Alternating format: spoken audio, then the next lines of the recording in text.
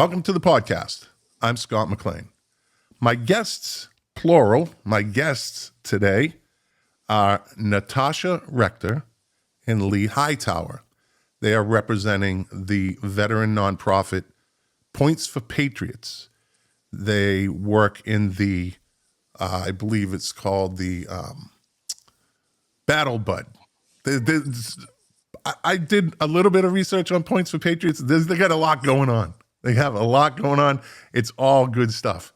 This is just one part of it. And I wanted them to come on the podcast and explain exactly what they do, because I evidently am going to be part of Battle Buds in their next course, their next class.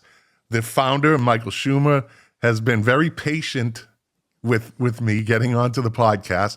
I love his stick-to-itiveness, his persistence. And when we set up this interview, he also is very good, very persuasive in the way of, hey, why don't you take the course? How do I say no? So I will be taking the next Battle Buds course. And what is Battle Buds? Well, that's what we're here to find out. So let's break it down. And I'm recording now from my home studio, not the One Man One Mic Foundation studio. When I do remotes, I usually just like to stay home. I'm sure you understand. So let's start. Let's start with Natasha. Natasha, what is your job? What is your position in Points for Patriots? I represent Points for Patriots as our yoga instructor. I also am a veteran mentor for one of our other programs. Veteran, we're going to get into that. Yes. Lee? Yes, absolutely. I am the gardening coach for Points for Patriots. So me and Michael started Battle Buds together, and now we are on, I think our third cohort, and got a couple more coming this year. So Beautiful. Now, Lee, we talked about this earlier. You had a little stint in the NFL. We talked about the teams. None of them were the New England Patriots, so I wasn't really that interested. No, I'm kidding. He is pulling for the Patriots this year. I probably shouldn't have said that, but hey, listen, it is. I gotta blow up my team, man. So transitioning from the NFL into how you got to what you're doing today with Points for Patriots, what was that? What was that journey like? yeah, for sure. So it started from, I went from the NFL to ended up playing in Japan for 5 years. And Japan has a football league, huh? Japan has a football league. I Everyone never has knew that that. question. You said that Yeah. earlier, and I was like, I got to touch on that. Like, I don't want to get totally off topic, but interesting. Okay. Right. And it's crazy because they have a long history with football. Like, I think they've been playing college football for over 100 years. It's interesting how they have Wow. this weird long-standing relationship with football and with the NFL too. So Okay. but long story short, I ended up over there for 5 years, was there during COVID, and got to see some of the differences in some of the health outcomes. Specifically, a lot of people I think will remember how during COVID they talked about how elders would really struggle. And Japan's an aging society. Like, my neighbors to the left and to the right and in front and in back were all elders. So we were kind of expecting the worst and didn't really see that. I kept seeing them getting up every day and walking around and still having some social community, but specifically every single one of them also had gardens. Like, every one of them got outside and either grew some little spinach or had something that they were taking care of in their yards. And so for me, that kind of really struck a nerve, because I grew up in a culture of you got to work out and you got to eat right and you got to do all these things. But I'm watching people live well into their 80s, into their 90s, and probably never had a gym membership, but they always had gardens. Like, everybody kind of had some connection to nature in that way. So from there, I ended up living on an organic farm in Japan, and then came back to LA, got into urban gardening, and specifically with Points for Patriots, it's a great story. I was a Uber driver. I was Uber driving, and Michael was my rider one day, the founder of PFP. I didn't even know And this. I'm excited. yeah, I'm taking him to the airport, and he gets to talking. And like you said, you know how persuasive Michael is. He's telling me about PFP, and I'm telling him about my story in Japan and gardening and everything.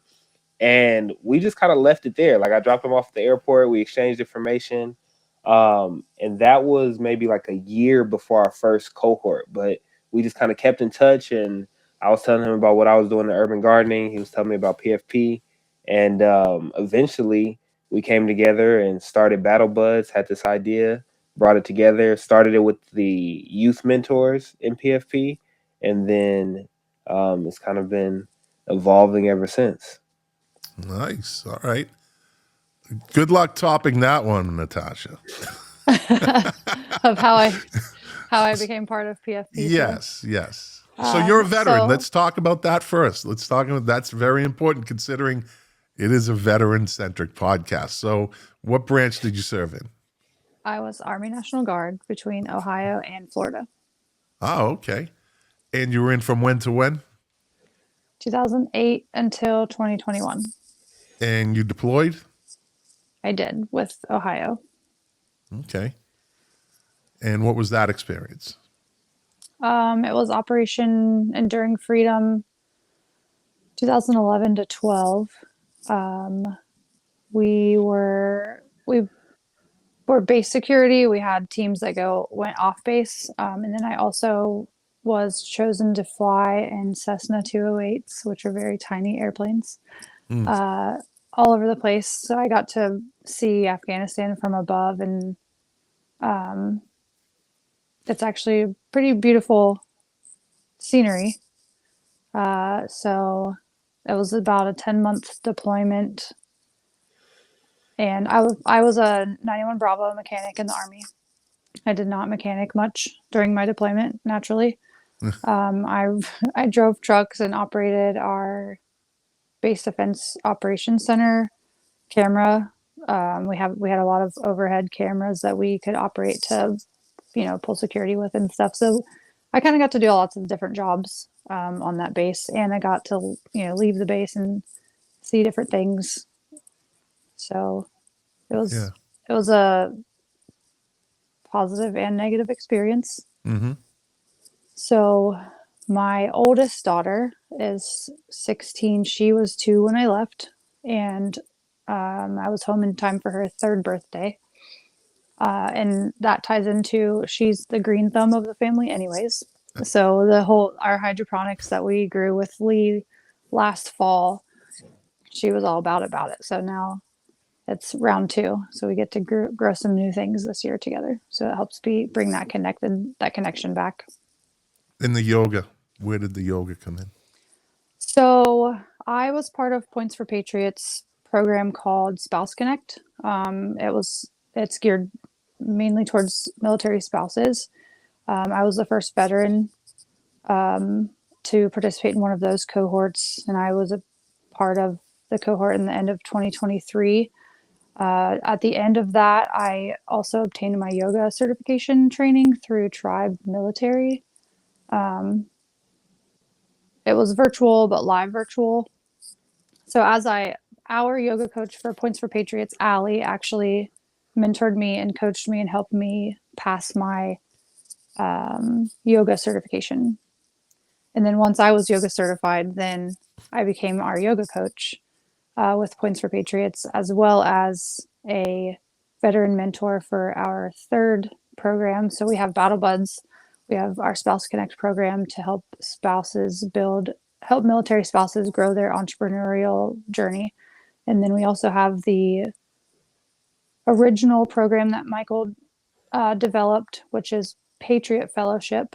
And it is high school juniors and seniors that come together virtually for a 6-month period, and they work together on our 3 pillars, which is wellness, connectedness, and social entrepreneurship. And they all work as teams in their locations to develop and execute a fundraiser. So we usually have a volleyball tournament fundraiser in New York City somewhere. And then last year we actually had a kickball tournament in Chicago at the end of those two cohorts. So those kids get to work with veteran mentors, work together virtually, and raise money for Points for Patriots, but also they choose their local nonprofit to support as well during those fundraising programs. So how did the yoga get incorporated with the veteran part of this? The yoga program that I was a part of is, again, it's called Tribe Military. They actually developed their program at West Point. It started at West Point. The instructors there, probably like more than 5 years ago, started bringing yoga into the fitness for the military, and they started with West Point cadets, and it's just grown from there. So that's how I was certified through as a yoga teacher, and then I just use that to bring the wellness portion to our 3 programs here at Points for Patriots.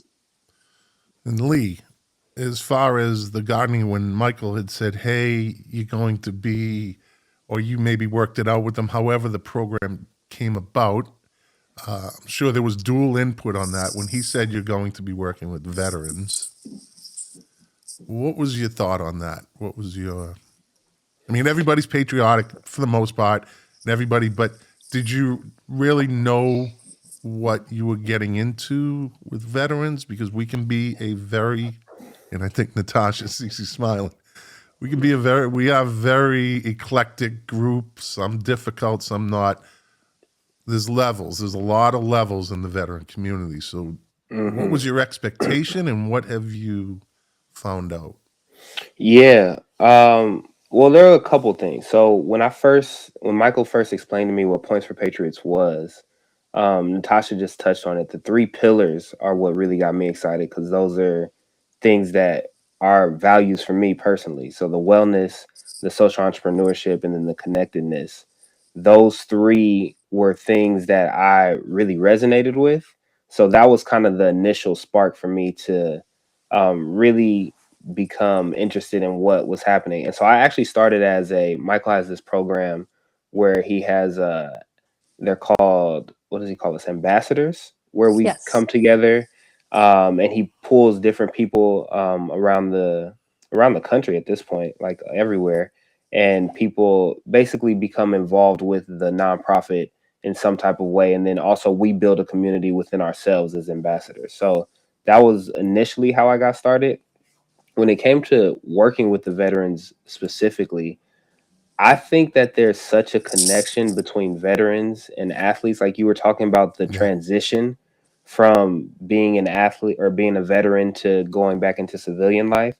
I think there's a very similar process that happens with athletes. Like I've had to go through it. I've watched my friends go through it. And so I think that the idea of bringing veterans more connected and connecting them to civilians resonated with me because I wasn't deployed. I didn't have like the exact same experience, but I also left home at 17 and was away and missed a lot of holidays, missed birthdays. Like there's some similarities that I found from just kind of being away and being on a different track than the rest of my peers. So it was those 2 things specifically that made me excited to get involved, and then also like the aspect of bringing wellness to a group that like you told your story as we were talking earlier about PTSD, and I think that gardening is one of the most healing things that we can do for any type of thing that you may be dealing with. There's something so powerful about getting connected to the ground and getting connected to our food. So I'm super excited about bringing that to anyone. You know what I mean? Yeah. Yeah. And you learned over in Japan, correct? Absolutely. And that's a big part of the culture It in a way, is a and big with, part of the culture, and it's so embedded that I yeah. would think if you ask a Japanese person, they'd be like, no, this is just life, like, yeah, like things grow. This is just part of what it is. But for me, it was very impactful seeing it, especially because I was in an urban setting. I was in Tokyo, but there's still such a connection to growing food and nature in general. So I want to touch on something that you just said. I met a guy, and we became friends. He's not a veteran, but he played football for Ohio State, which is a high level. As you know, college is a level in itself, and there's levels within college. Mm-hmm. And when his career was over, it was over. It's like, what do I do now? Like, that was his structure, the military structure. You have discipline. You have to be disciplined in when you're playing, or you're going to get cut. You're not disciplined in the military, you're going to get cut. That's a cut you don't want, right? And we had a really good conversation about how they run parallel to each other. Just athletes at different levels, higher levels. When it's over, it's over. That's been your life since you were a kid. Well, with like Natasha and I, kids start at 18 in the military. Mm-hmm. And some of them will go 15 years. Some of them go 20 years. Some go 10 like I did. I didn't go in when I was 18, but when you get out, you're like, that transition it can be devastating if you don't have support systems and anything like that. So I get what you're saying. Natasha, when you transitioned out, how did that, like, what were you going through mentally? And like, what was your process of kind of getting your feet on the ground, and how much did yoga play a part in helping you cope? Or you hadn't done that yet?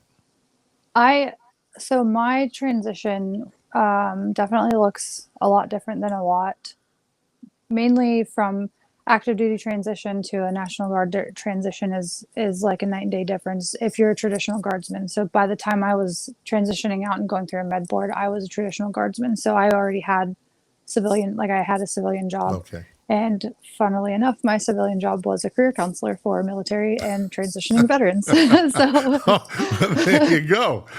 So you had a good head start on this. yes, but in that, as I entered that role as a career counselor back then, I was kind of the resource guru in my squad anyways, of like education or helping people with resumes or like, those kind of things. So I even was surprised when I walked into one of our National Guard programs. It was called Citizen Soldier for Life at the time, which that program doesn't exist anymore, but it was really a piggyback off of like the Army, the active duty Army Soldier for Life program, which is a transitioning thing that did start within the last 10 years. But again, it wasn't there, way up here, they know about it. Does it really trickle down all the way to the soldiers? No, the information doesn't. So when I started that program as the career counselor, I was able to build my arsenal as well of plenty of resources. But again, I'd been in for 13 years. It was like, how do none of us know about any of these things that would benefit literally everybody at some point during their career, whether they're just getting into the military, whether they're still in or they still have 10 years left, especially between active duty and National Guard, because the National Guard kind of lives both lives. Like they have a civilian career right on top of their National Guard career. So the transition for me wasn't difficult outside of I really am never going to put my uniform on again. Like that was different. That was hard. So that's kind of, there's a loss. Yeah.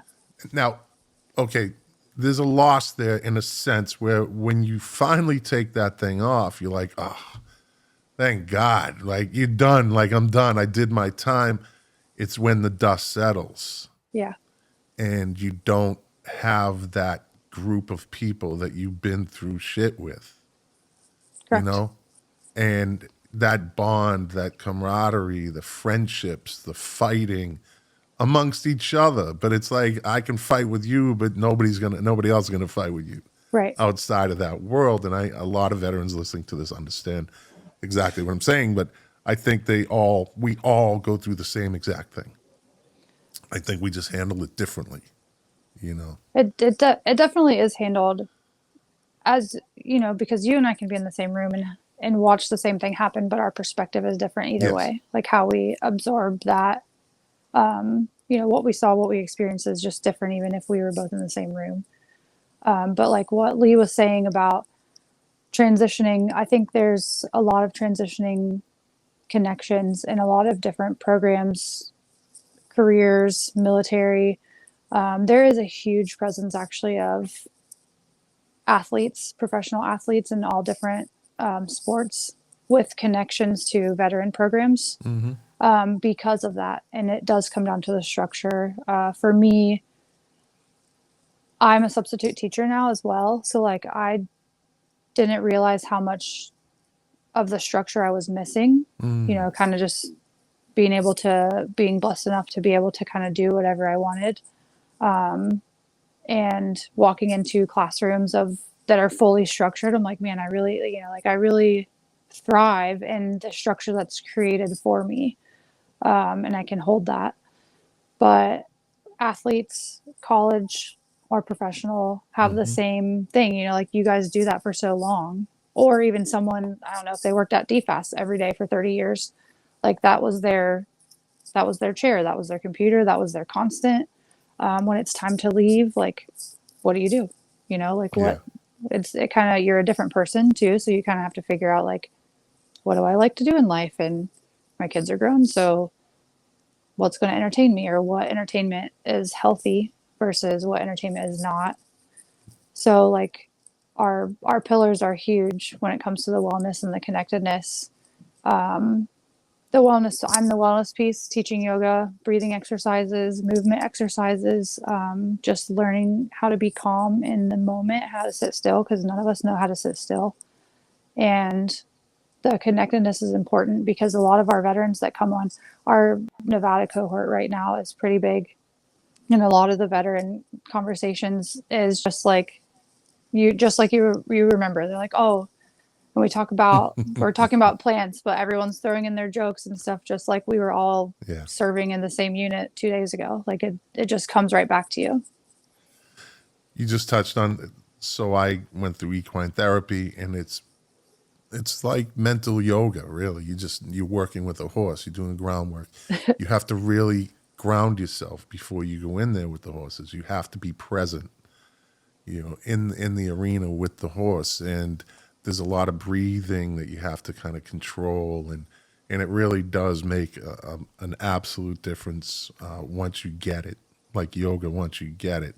So, Battle Buds, how did the two of you come together? How did yoga and gardening was that a natural fit, or was that, you know, Michael and you guys, or you guys and Michael sat down and said, hey, this will be a great program? Like, how did you because they both have the same basics of, it's very calming and cathartic, and you see progress, especially with gardening. You see physical progress, where in yoga you feel Yeah. progress, right? And you mentally and physically. So how did this program come together? These two Yeah. specifics. I'll let Lee start that Yeah. because him and Lee and Michael are the birth parents of Battle Buds. Okay. Yeah. So it literally started with Michael. I think he called me one day out of the blue and he says, look, I feel like there's something we can do. Like between the things that you're talking about and here at PFP, he's like, I don't know what it is, but just like try to put together a curriculum and just let me know what it'll look like. Give me an idea what it could be. And let's try this out with we originally started it with the fellows, the youth that we were working with. So I put together a curriculum, reached out to some of my friends, and we had at that point I was working on a art and gardening curriculum as well at a school that's actually still running, which is pretty cool. And so I incorporated like some art practices with it. I have a couple friends who are artists, so I brought them on, and we just kind of tried a bunch of things. Like We grew some house plants. We tried to grow some stuff from seeds. Some of the stuff didn't work. And but there was also, so this was before I met Natasha, the mentor that she was speaking of, Allie. She was the yoga teacher for that round. And I can't remember exactly how we chose to do yoga. I think I think that was probably Michael. I think Michael, at the same time that he was talking to me about it, was talking to Allie about it. And then he introduced me and Allie, and we just said, okay, you'll take half of it, you'll run us through some yoga. I'll take the other half and I'll run us through the gardening exercise. So it wasn't like this real like think tank, real drawn out thing. It was really, hey, here's something that I know you're good at, Lee. Here's something I know Allie's good at. Here's the youth that I really want to connect with. And this feels like a really good thing to put together. Like, this feels like something that could be helpful to everyone. So let's just roll it out and see what happens. And it worked. We had some lessons that we learned. Some things didn't work, but it worked for the most part. And then the evolution of it, because growing houseplants, like, everyone has different access in their space and different light access. So then we came to what a hydroponic tower could look like. And that was something I've been working with hydroponics. So I mentioned it to Michael. I was like, yeah, we could probably just get like a little desktop hydroponic, and that could kind of standardize things for us. So we're not dealing with like different space limitations and different light access. Like, everybody gets the unit, comes with lights. That's something that is pretty easy for me to teach as well. It comes with an app, so it's like very straightforward. Like, it's it kind of gives you more of a backdrop, because even our program, while it is about the gardening and that is a big part of it, another aspect that I like to bring into the curriculum is helping us realize how we are very similar to how these plants grow.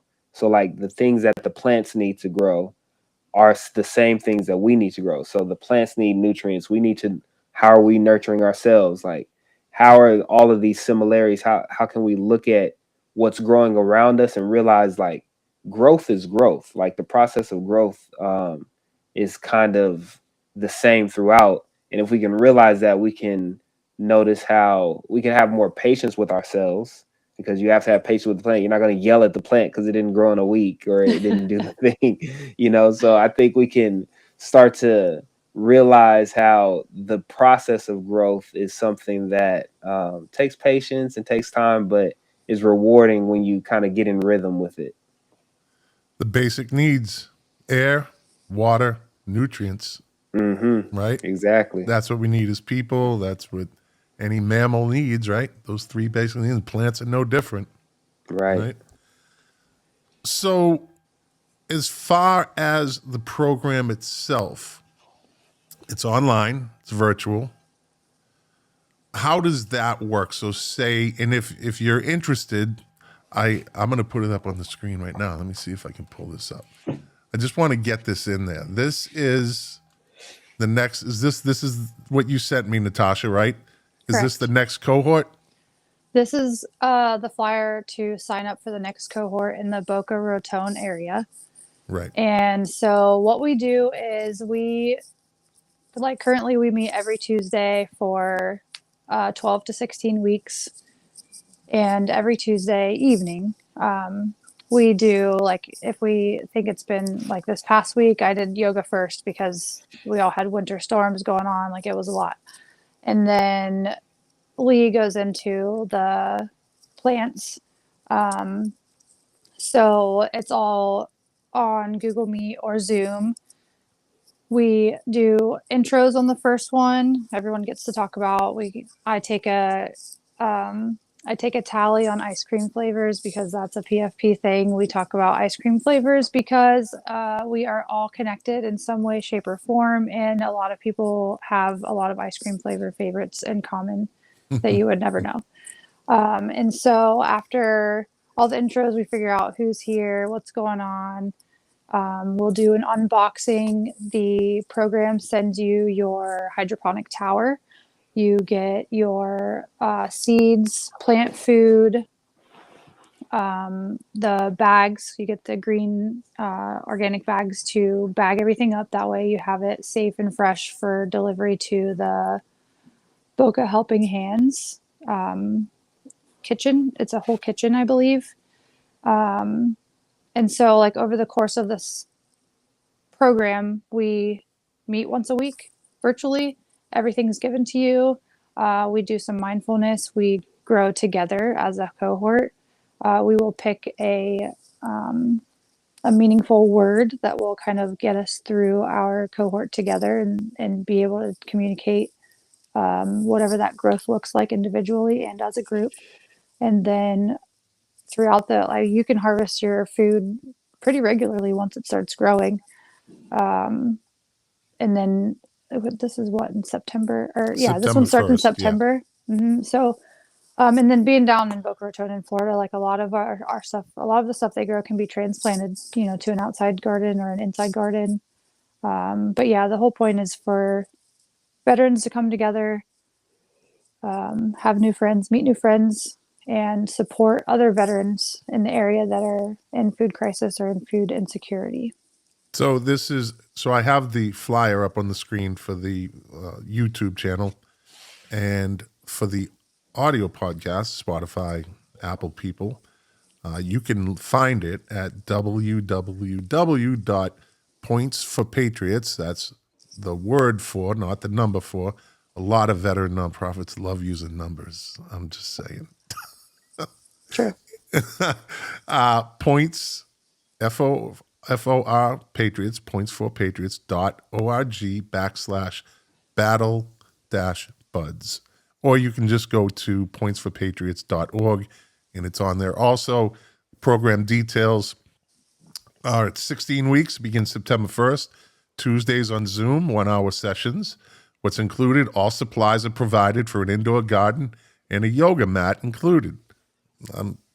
We're going to have to talk about the yoga, Natasha. We're going to have to talk about that because I'm doing this. I don't know if I'm doing it earlier, but we'll talk about that. I'm as flexible as a brick. Live yoga's weekly actually guided. not about yoga is not always about flexibility and what you Good. visually see. It's about breathing and feeling the limitations of your movements grow. Excellent. It's live weekly guided sessions led by former NFL player turned gardening expert and a combat veteran yoga instructor. And there's a quote on it. It says, "It was so exciting to learn to make something out of nothing for vets." And that's Crystal. She was a Navy veteran. So if you want to see this, I suggest you go to the website. Anyways, they offer a lot more than just this. That's the first thing I noticed, is that this isn't just a singular organization. They offer a lot. So let me take that off the screen. We're not done yet. I just wanted to get that in because sometimes I'm a bad podcaster and I might forget, but I like to get it into the middle, and then we'll say it again at the end and get it promoted out there. So you said this is for the Boca Raton area, this particular Yes. cohort on September 1st. So that could be pretty much South Florida, because you got Delray Beach next door, you got Deerfield Beach, Broward County, you have Parkland, you have Boynton Beach. These are all within striking distance of Boca. So it's not exclusive to people or veterans in Boca? That's correct. So last year we had a fairly small cohort in Boca, and the girls that were part of the women veterans that were part of our cohort, two of them lived right in Boca, and a couple were out of town. But they all worked together to carpool their veggies to Helping Hands to be able to get some fresh vegetables and salads to the veterans in that area. Excellent. Well, I see another podcast interview with Helping Hands. I see that coming. Yes. It's always good to get a lead. Thank you, Natasha. Thank you. And so it's 16 weeks. How much? And I'm sure then people that don't know anything about gardening, I know a little bit because my father shoved it in my face. You should be gardening. You should be growing things. You live in Florida. Da, da, da, That's da, da, da, excellent. da. Excellent. Yeah, Yeah, warrior in the garden. yeah. Well, now I have no choice. I committed to it. So he passed away last year. So he'd be happy. He'll be happy that I'll finally be We're doing growing things. something Bless. in I that. think Lee would be entertained to drive by the farms down there. They're tilling sand. Yeah, yeah. They're growing things in sand down there. It's awesome. Someone literally just told me the other day about growing in sand. Oh man, where did that come from? Mm. I'll have to think about it. But yeah, It's a whole someone literally science, was but just they talking figured to it me out. about this. Yeah, that's crazy. Yeah, there's where I am in Boca. I'm out in West Boca, and you go up, what they call State Road 7 or 441, going north, and there's just farms. A lot of them are getting Mm, bought up now, unfortunately, and you know what goes in those things. But yeah, it's just farmland, horse stables and stuff like that. It's pretty nice. It's pretty nice. I like buying vegetables. I never really grew them, but I guess I'm going to now. So in 16 weeks, Lee, in 16 mm-hmm. weeks, what do I have to look forward to? What will I be growing? Do I have options, or do you say, hey, Scott, you're going to grow squash? Or Mm. I don't even know if Good squash question. grows down here. So there you go. Yeah, great question. Yeah, so we keep it to like leafy green. So pretty Okay. much, I think right now in our Nevada cohort, we may have like 6 or 7 different types of lettuce that we allowed them to pick from. And we do that for a couple reasons. One, because they grow pretty fast, especially in a hydroponic tower. So Mm-hmm. in that 16 weeks, you can get a lot of turnover and get Mm. like a nice bulk of lettuce that you're growing to be able to donate. And then two, it's a very straightforward process growing the greens. Like different things like your tomatoes or other types of crops will need you to like prune a certain way, or like there's a certain thing that you want to do. Or specifically with our hydroponic tower, a lot of things have like bigger, more extensive root processes. So the lettuce has like pretty shallow roots, so they're not going to really disrupt with other lettuces in the hydroponic tower. So they're really kind of like the easiest thing to grow. Last year in Boca, we also did different types of herbs, which was cool because the ladies got to like use the herbs and how they were Ah, cooking and everything. yeah. Um, but the beautiful thing about this program is like once we grow the lettuce for you to donate, you get to keep your hydroponic tower. You get more seeds than we're gonna grow in during the cohort. Yeah, So definitely. you have like plenty to grow once you're done. Once we kind of go through our process of the 16 weeks and get some of the food donated, you're gonna have enough seeds to be growing for the rest of the year at least. So how did you come up with, how did Michael or you and Michael come up with Boca, like of all the places down here in South Florida? Yeah, It's we the won a best grant. place. It's the best place, I have to say. We had won a grant. So Michael applied for a Oh, grant okay. and won a grant to get it started. And I can't tell you exactly what the connection was. I know Allie had lived in Boca, right? And then Natasha, you had lived in Boca too, right? I lived in Stark, Florida, which is not Boca. Stark. I lived near Camp Blanding up north. Up north, yeah. Yeah. Yeah, by the Okay. University of Florida. Not the pretty beach, Florida. I lived in the woods, Florida. Right. Okay. The other Okay. part of Florida. Yeah, so I guess it was Allie then. Allie was the connection because I know Allie had lived either close to Boca or somewhere near Boca. Um, and then Michael had told me about the grant that they had won, and then it kind of just spiraled from there. Yeah. Interesting. So, Natasha, how many cohorts have you run through already in your time with Points for Patriots?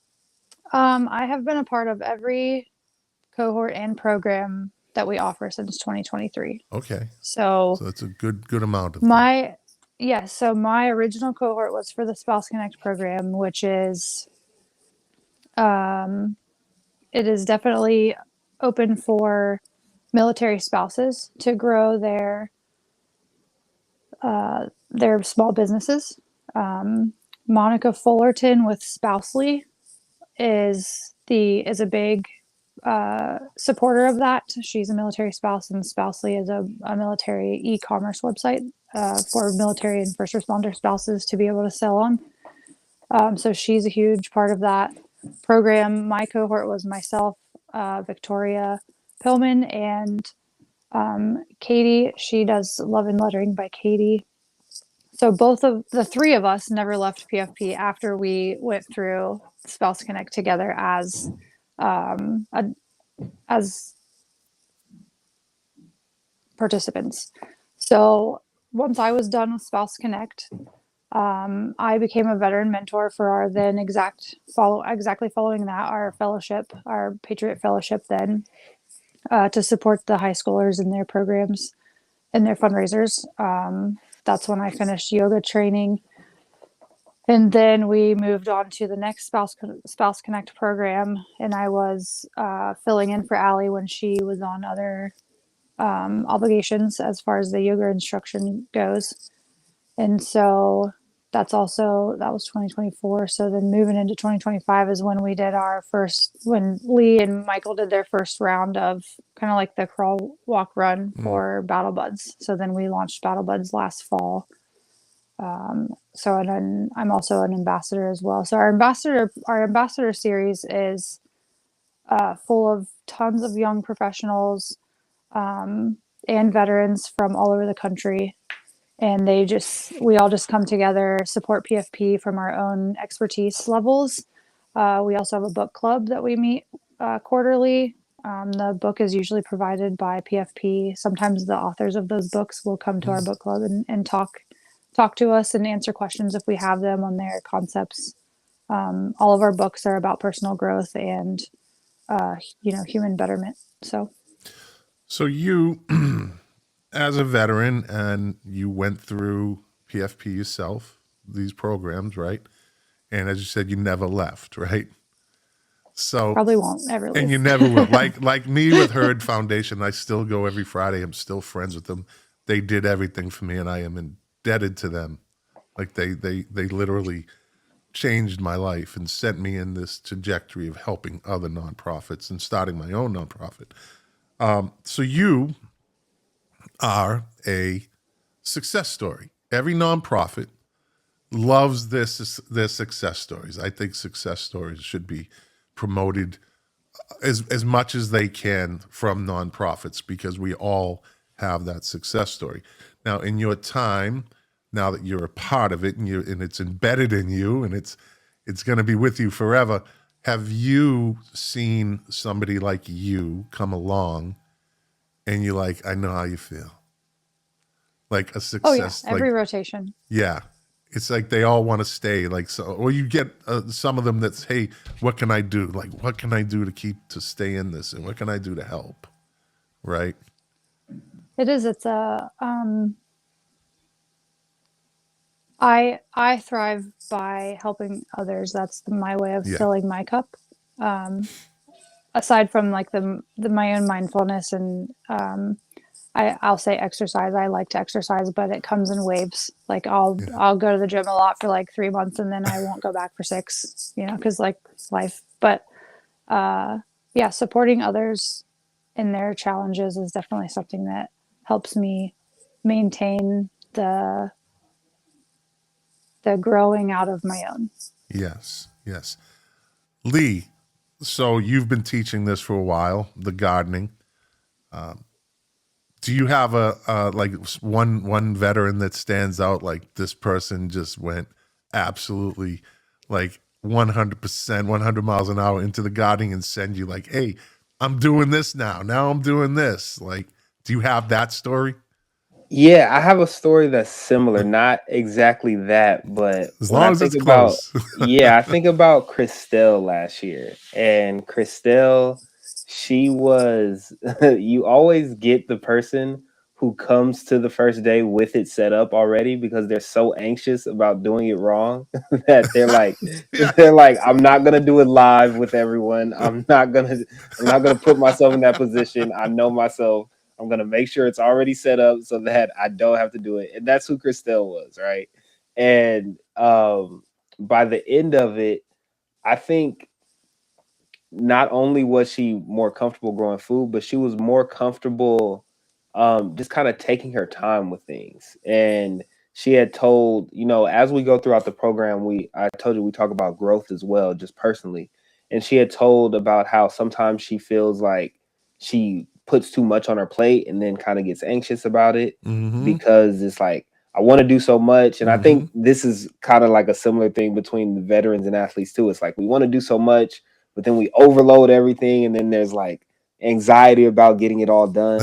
And by the end of it, she had said that, you know, I do a lot of these different programs where I join them, and then I end up halfway through feeling like, oh my gosh, I have all this responsibility and I have to do all this stuff. Yes. But she was like, this is the first program where I joined it and it didn't feel like an extra burden. It didn't feel like there was more to do. It was just a kind of a calm, relaxing thing that was actually supporting me rather than pulling energy away from me. And that's kind of the best success story that I can hear from, because, you know, adding more to your plate can feel like, okay, now I got this other responsibility, and like I got the kids and I got this and I got that. Okay, now I got to check on the thing.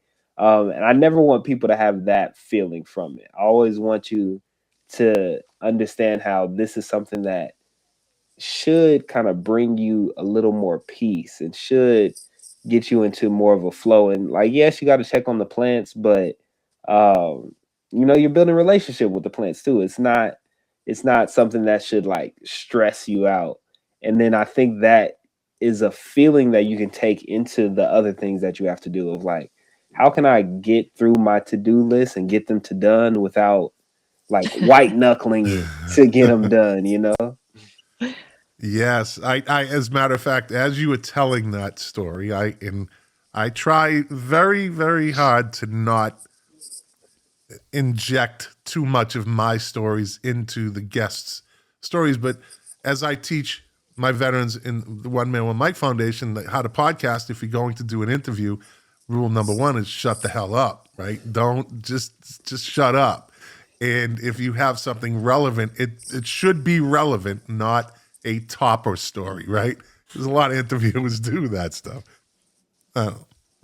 So this is one of those moments.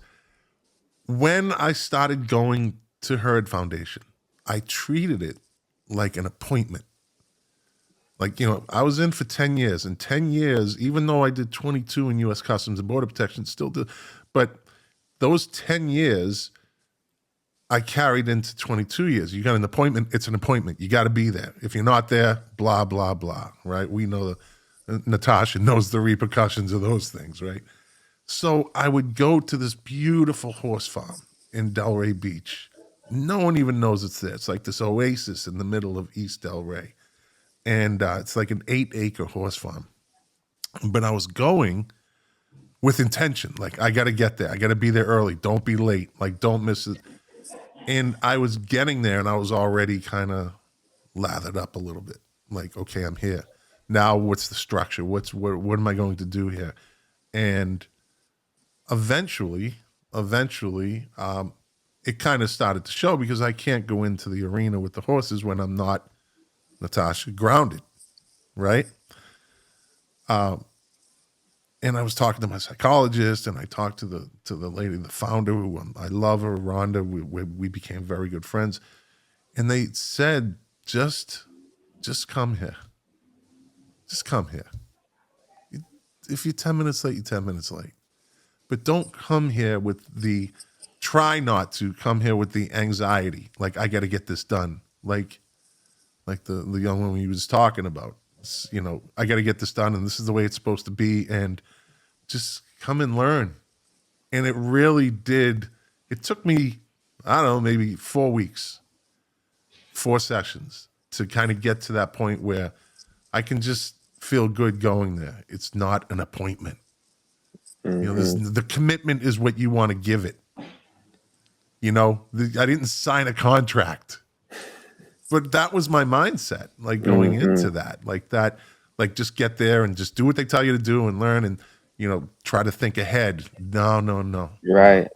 And Don't it's think ahead. tough You because can't anticipate. Yes. that's like what has made probably all of us successful too. Yeah. Well, it's tough to break that because it's like Great point. this is what I had to learn at some point. I probably went through a learning process of like, okay, I have to do this in this way, and this is what's going to make me successful. So it can be tough to like shift that way of being. Yes. And that's part of what both of you do is you have to sometimes take somebody, a veteran in this case, and just help them shift into a lower gear, right? And just go with it. Make the mistake.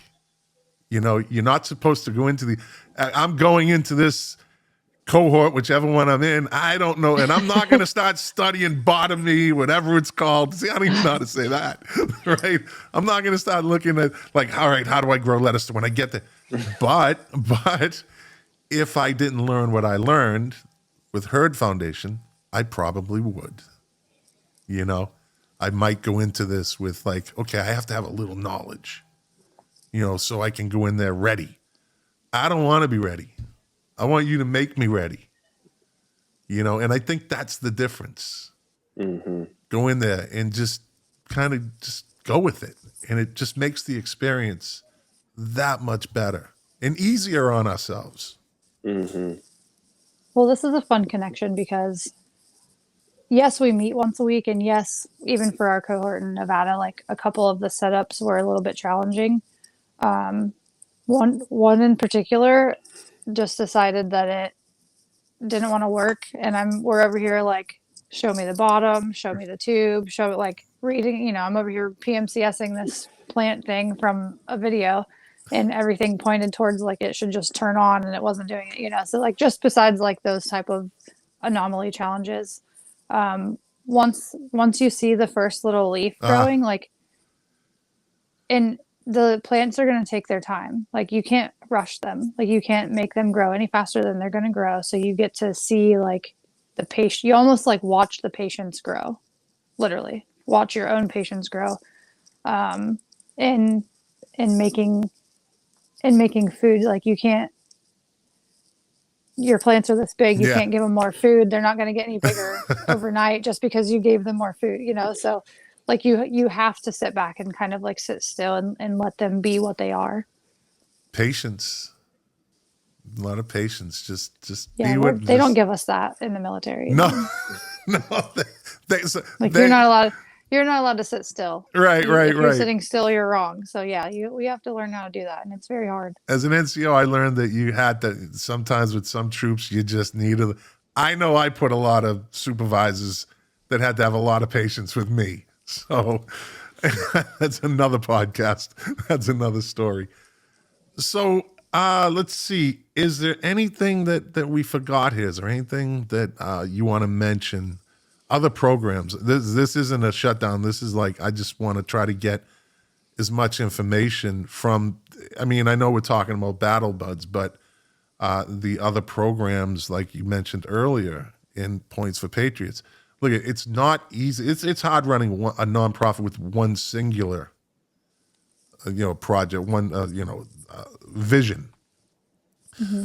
But to run one and be involved in one that has multiple levels, multiple like total opposites, like these aren't all connected. Like they are in a way. So the word connectedness came up a bit, more than a bit. Yeah. And I think that is the common ground with nonprofits. The lot that I worked with veterans is connection. A lot of it is connection. Veterans out there, I can never say 100%, but connection is very important. It's very important. Like I say down here, PBC down here means Palm Beach County, right? And that's where I live. That's where Boca is. But I say PBC is purpose, belonging, and connection. That's how I incorporate that into my nonprofit. And Natasha just faded out.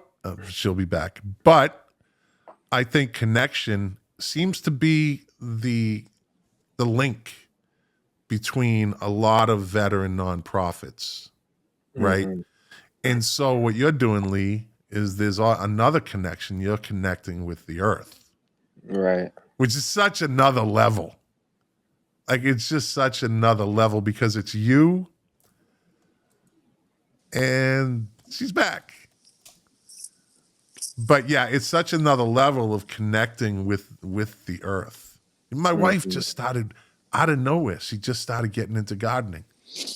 Like, she's growing roses now. She's growing like snake plants and like all this great stuff. And I'm like, wow. Snake And plants are amazing for oxygen in your home. I love those things. Yeah, that became my favorite plant. I never had a favorite plant in my life. Now it's a So snake for plant.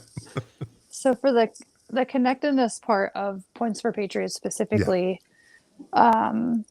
Michael started this organization on the 10th anniversary of 9/11, Yes. and what he noticed, which of course he can explain this way better than I can, but what he noticed back then was the disconnect between post 9/11 veterans, older war veterans, and the current youth. So that's why he created the Patriot Fellowship. So the Patriot Fellowship, we have at least 20 in the current cohort, and maybe one of them might have a connection to the military as far as their family is concerned. The rest of them have no military connection. So they are coming in, being educated by military veterans, being connected to military veterans from different eras, and, just learning how to communicate with that population of individuals, regardless of age. And I think that just is part of like our Nevada, our Nevada cohort for Battle Buds. We do have two participants that are military supporters, right? So they're Mm-hmm. not necessarily connected to the military as far as a family member or married to the or served, but their heart is in a place of supporting our service members. So bringing all of that and literally connecting the civilian world to the military and veteran world is huge, so that the veterans can feel, they can communicate with civilians, and then the civilians can feel like, oh, like you said, we always get there's like a stigma, of of our behaviors or actions, and none of us are really that different from anybody else, whether we're Right. athletes, civilians, doesn't matter. We're people that did something different for a period of time, and how we feel about it when we're done with it is up to us. How we act about it is up to us, But you mentioned something, and I said this to Michael, and I told him that he will be on this podcast because I loved his story. I had a long talk with him the other He's day. the voice. Yeah. And I actually talked to him on the phone, and I took him into overtime because he was late for another appointment. Oh, he Because doesn't like once being I late. start going, I'm a talker. I can get it going. And I said to him at one point, I said, you need to come on because I love the story of how he came up with Points for Patriots and the 9/11 thing. And we kind of get into all that. But I said to him what I will say to you, Lee, and those two people that you just mentioned. So Natasha and I are veterans. We served, right? And we always get the thank you for your service. We're the ones that get that. How we take that, I've talked to 100 different veterans and they all take it 100 different ways. Some are uncomfortable with it. Some are comfortable with it. I don't know what to say to it sometimes. Like, I don't want to be like, yeah, you're welcome. Like, is that an ego thing? Or I have a response. Do you want it? I help me literally out. tell them, thank you for supporting us. Exactly where I was getting. That's exactly where I was getting to. So I always say, thank you to them and thank you for supporting us. Now I'll kind of add that in. But there's another group of people that don't get any credit. They get zero credit. They might get a little bit. I shouldn't say zero. It's the people, and Lee and Michael, who are serving those who served. Yes. I always say to you, Lee, thank you for helping us. You're serving those who served. There's people, the president of my board of directors, One Man, One Mike Foundation, she's been in she's not a veteran, but she's been in the nonprofit world 15, over 15 years working with veterans. She's put in more time than most of us, probably 80% of us, do on our tour. Like I did 10 years. Average person does 4 years. That's their tour. They do 4 and they're done. She is serving those who served, which is so important. It's almost as important as what we did because we need people like you. You need me on that wall. You want me on that wall, right? But we need people like you, Lee. We need people like Michael. We need people who understand, who want to help us. Because if it wasn't for you guys, it would just be veterans helping veterans. And that's a bubble. It's a big bubble, and it's a good, but it's not always a good bubble because we need that outside influence on us. I need to look to somebody and say, you never served, or your father served, but now you're helping us. That to me just means everything. Like that's a different breed of person. I think people that run nonprofits for the most part, I know lately nonprofits have gotten a bad reputation regardless of what's going on. But people that go into nonprofits with the right intentions and they're doing the right things, if you're small or you're the giant, right? As long as you're doing something that's helping people that need help, and in our case, it's veterans. And your program also helps high school kids and spouses. Spouses are overlooked. I think in the last 5 to 10 years, they've started to get their due, of what they've put in, the time they've put in, the struggle that they've had. I could go down the road with that one. But people who serve those who served hold a different place in my heart. And I thank you, Lee, for serving those who served. See, I can give it back, right? We can give it back. Because you have to really be passionate about it, and you have to really care about us.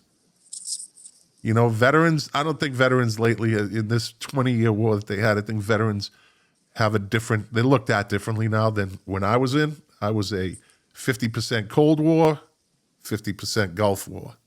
So I watched the whole transition. But, organizations like yours are just, they're priceless. They're priceless. And I always say this. Now, you guys take donations, right? Yes. You can go on our website, pointsforpatriots.org. We have programs, events, the ambassadors, and then there is a way to donate, one time or monthly, however you feel you need to support us. There's several different ways to support us. So my listeners and my viewers know what's coming. I always say this. If you go to their website, or if you like this interview and you like what they do, go to pointsforpatriots.org and give them your money. Give them your money. Your money is what makes that engine run. Nonprofits don't like to really talk about money. It's not something that because we don't want to look like, they're making all this money. What are they doing? Blah, blah, blah. There's 1,000 people have 1,000 comments. But if you like what they're doing, go give them your money. They deserve it. That's what I say. Now, there were some numbers that we had talked about before the podcast that, Natasha, that maybe you wanted to kind of talk about, or was there information, phone numbers, or was there something? What's it going to do again? No, just the plug for the website. There's lots of information on our website. You can see a lot of who our ambassadors are. You can see a lot of who our participants are. Points for Patriots is really heavy on LinkedIn, so you can meet some of our previous cohort attendees, our current cohort attendees, and those of us that operate Points for Patriots on the regular as well. On our website, we do have an events page. So the current Patriot Fellowship program with the high schoolers that just started, Their events will be added on there for the summertime. Of their hard work and dedication to us. There'll be fundraisers on there to either participate in person or virtually. And then we also have a cocktail party coming up in New York City. It's at the New York Athletic Club. It's in March. If it's something that you're able to participate in, or if you're in that area, we'd love to see you. You can meet all of our board members. You can meet a lot of our ambassadors. You'll be able to see a lot of the work that our current Spouse Connect fellows are working on. They will be providing their products and services as raffle baskets for a silent auction. So you lots mentioned of things going LinkedIn. on. You mentioned LinkedIn. And is that Points for Patriots? Is that the name of the account on LinkedIn? Yes. Okay. What about social media? Facebook, Instagram, TikTok, any social media presence? We do have an Instagram that I'm aware of. Okay. I am not the social media guru. I It is just on our got somebody. website. Yeah. It is on our website. That's what I say. Go to the. I just had a veteran that came through my One Man One Mike Foundation, and he has taken over. Like, he's that guy, right? So he's me to Herd Foundation, Natasha, you to Points for Patriots. Like, he's not leaving, right? And he's redesigning the whole website. And I said, can you take over that LinkedIn, not LinkedIn, take over the Instagram? Because I just could never get into the Instagram thing. I've tried. It just doesn't click with me, right? He's going to take all that. So it's good to have people like that. Go nuts. Have at it. I think that's it. I think we covered everything. Oh, if you want to see the flyer, I will post it. I'm going to post that on some South Florida veterans Facebook groups. Thank you. We appreciate that a lot. Yeah, absolutely. It's if you go to Vets Connect Podcast, vetsconnectpodcast.com. I have it up in our partners section. It's right there. There's the flyer. Vetsconnectpodcast.com also is a great resource page because everybody I interview, their interview goes on there. And I also put the logo and the link to the website. So not only, because listen, we all know our website has to be the greatest website ever. It has to be dynamic and it has to be over the top and everybody has to love it, right? But with my website, with vetsconnectpodcast.com, you not only get that amazing website, but you get to hear the interview also. So you get a behind the scenes thing of the foundation and the organization. And I think that makes it pretty unique because you never know who you're logging into when you go to the websites. But when you hear the actual people, in this case, Lee and Natasha, look, it's a great organization. They're just doing a lot. I love the fact it's multi-tier. There's a lot going on. I love that, and that ain't easy. So go give them your money. Give them your money. And if you like this podcast, share it. Now, before we go, Natasha, anything to say? Anything you want to add on? A plug or? Thank you for having us. No, this is my pleasure. Oh, wait, I thought I heard Natasha say, give us your money. I think I heard her say that. Yeah. Yes. Go to Points for Patriots. Points for Patriots. Donate.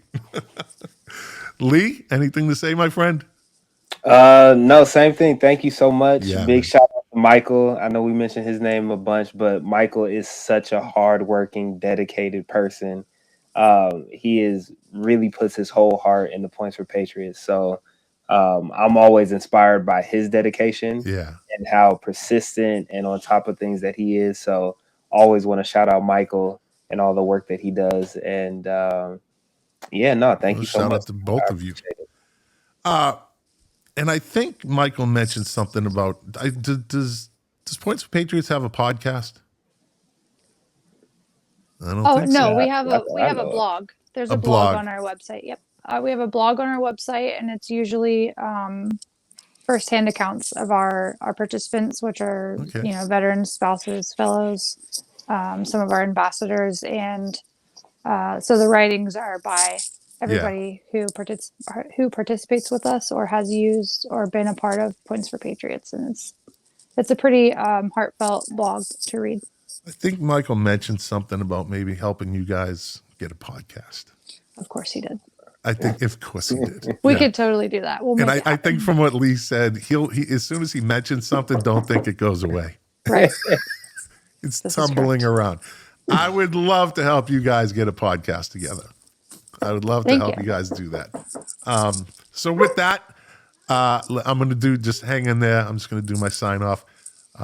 Again, thanks for watching. Thanks for listening. If you liked this, share it. If you didn't like it, well, thanks for watching and listening for an hour and 10 minutes and 31 seconds. I appreciate that. And as I always say, well, we built a great bridge today, multi-bridges here, a gardening and yoga bridge. And that's what this podcast is all about, building bridges between nonprofits. And again, like I always say, you will hear me and see me next week.